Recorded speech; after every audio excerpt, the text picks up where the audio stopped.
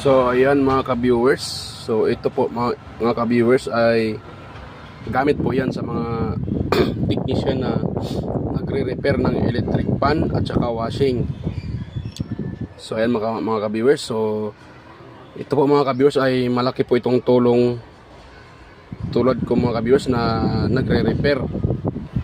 Kasi pag once sa oras ng kailangan mo ng mga ka-viewers ng tornilyo, ayan tulad niyan, so hindi ko na kailangan magpunta pa sa bayan o sa mga electronic shop para makabili ng ganyan mga ka-viewers.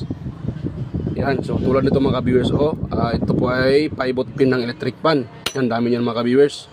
Tsaka dito naman halo-halo, mayroong mga screw. Yan, so yan. Kailangan talaga yan ng mga ka-viewers.